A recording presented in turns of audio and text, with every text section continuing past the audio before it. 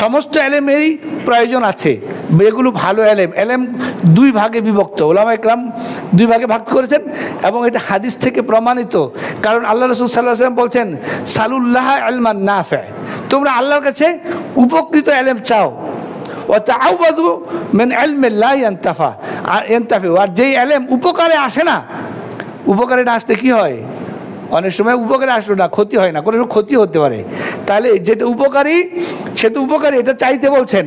এবং আল্লাহ রসুল নিজে চাইতেন। আপনি অনেকেই জানেন আজকারের মধ্যে একটা দোয়া আছে, সকালের আজকারের মধ্যে আল্লাহ রসুল ফজরের নামাজ পড়ে বলতেন, আল্লাহুম্মা ইন্নী আসআলুকা ইলমান নাফিআ, আল্লাহ আপনার কাছে আমি চাই উপকারী জ্ঞান, ইলমান নাফিআ, তারপরে ওয়া রিজকান তাইয়্যিবা, পবিত্র রিজিক, ওয়া আমালান মুতাকাব্বালা, এবং এমন আমল যেটা আপনার কাছে গ্রহণযোগ্য হয়, কবুল হয়।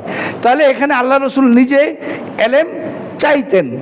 এরপরে হচ্ছেন আমাদেরকেও চাইতে বলছেন যে তোমরা আল্লাহর কাছে চাও উপকারী এলেম।